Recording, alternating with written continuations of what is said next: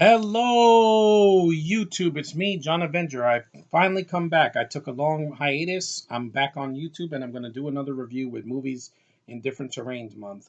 Now we're going to review another animated film from 2005 from DC, of course, because I've reviewed a lot of Marvel stuff, and it is Batman versus Dracula, the Batman versus Dracula. That is. This is based on the animated series that came out around the mid 2000s. I didn't really watch the whole show. I saw like maybe one episode, but the animation is different, and I like that. And it takes place in the darkest pits of Gotham City, basically the graveyard where they have all the dead bodies and the tombstones and everything. And basically, that the Penguin's in the movie. He's voiced by Tom Kenny. Yes, the voice of SpongeBob. That's a pretty damn good Penguin. And you also have this is the first movie with Vicky Vale in animated form, voiced by Tara Strong. So she finally made her comeback after the '89 film, and she also voiced Barbara Gordon and Batgirl in the new Batman adventures, and also she's done the voice of Batgirl in DC's superhero girls, etc. She's a good actress. The film came out October of 2005, so it was like right after Batman Begins came out, and it was during Halloween because you had Dracula, so it made sense. It was a made-for-TV movie. It debuted on Cartoon Network's Tsunami block on October 22nd, 2005. And yeah, it had a PG rating because there's blood in this movie, and it's actually pretty dark for a kids movie. I mean, I didn't see this. I was not a kid when this came out. I was in college.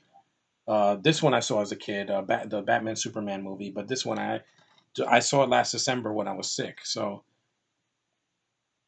the plot basically is the Joker and the Penguin. Who the Joker is barely in the movie. He's barely in it. He's briefly in it. They break out of Arkham and they race to find a stash of stolen money hidden in a crypt in the cemetery. See, it's a cemetery, so it's not it's not just in the city of Gotham like other Batman movies. Joker's quickly intercepted by Batman and is electrocuted when he falls into the river. You think he's dead, but he's not because Joker hardly ever dies. He always comes back.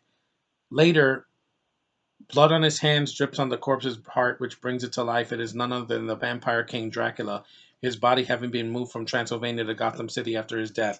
Oh, how convenient. Penguin is spared from being bitten thanks to a watchman who Dracula bites instead. Once the watchman revives as a vampire, Dracula hypnotizes Penguin into serving him. Yeah, pretty much that's the plot. And Batman has to stop Dracula and the Penguin. And then the Joker comes back later and he becomes this really dark, bloodthirsty freaking creature. It's one of the darkest Jokers I've ever seen. Also in the voice cast, you have Reno Romano as Batman and Bruce Wayne. He was the voice of Randy in the 1998 Godzilla cartoon. Peter Stormare does a great job as Dracula's voice, very creepy, very intimidating. You have Kevin Michael Richardson as the Joker, who's the first, I think, black man to play the Joker, voice the Joker. And then you have Alistair Duncan as Alfred. And yeah, and the movie's pretty long for an animated movie. It's 84 minutes, so it's almost feature length. It's not like 60 or 70 minutes like some of the DC Justice League movies. And there was supposed to be a sequel was planned, Batman vs. Hush, featuring Hush as the main villain alongside Joker, Penguin, Riddler, Catwoman, and Clayface, planned for a long time. However, the film ended up being scrapped. Before cancellation, producer Alan Burnett had hopes of making one of two more Deeds direct-to-video movies based on the Batman. But I guess it was not that popular compared to the animated series and the Batman Beyond, and of course, the other Batman shows that we got, like the Brave and the Bold and all that. Yeah, it wasn't that, but I still like the film for what it is. It's short. It's not very long. It gets to the point. It's very dark. There's a lot of blood in it for a kids movie, and it's got some creepy imagery. So if you have kids that are small, I would definitely hold on up to them watching this movie because the blood and the violence might throw them off a little bit. It's not Killing Joke bloody, but there is blood in it. It's pretty close. And yeah, like I said, the cat voice cast is well done. The characters are well sound. The action is really good when it's there. Batman's fight with Dracula does not disappoint. It's well done. And yeah, like I said, it's got a lot of dark images. There's even a scene where Dracula wants to sacrifice Vicky's soul to reanimate Carmilla. Who's Carmilla? I think she's like his bride or something. And yeah, of course, that doesn't happen because Batman over stops Dracula, and it's worth your time if you've never seen this movie, and you've never seen the Batman cartoon from the 2000s.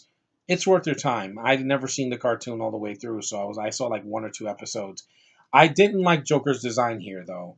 His voice is okay. It's not Mark Hamill, but I don't like the way he looks in this. He has like a really big nose, and he has like dreadlock green hair. I don't like the design. He looks and he moves like this, like an ape. I don't think it's that good.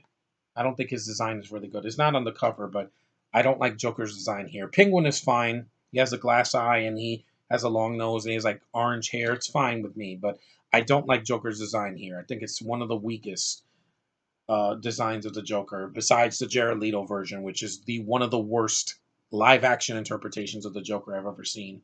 That's why I could give Joaquin Phoenix a lot of praise because he looked right for the part and he did right for the part. Richardson does good with the voice. I just don't like the design. I also didn't like the Joker design in Batman Beyond either. The Joker's gang that they had, I thought that was also pretty weak. But it's a decent movie though. It's worth your time if you've never seen it. But if you have kids, just fair warning: there is blood in this, and it's pretty creepy. It's much darker than a lot of the Batman movies you're used to. And go in with precaution. Even though it's not an R rating, it's still some pretty intense stuff. So it's a good movie. It's worth your time. So thanks for watching, guys. My first review in over a week, but I'm back on, and I'm going to continue to do reviews because I want to do it for you guys. You guys have missed me, and I'm glad that you've been commenting on my videos. The real people, not the trolls. And I wanted to come back and do this for you guys because I'm not retired. I took a little break. I was burnt out. I had a lot of stress, but summer's halfway through and I want to do more videos for you guys. August is going to be a new theme, so we'll start that next week. So thanks for watching, and I'll see you in the next video.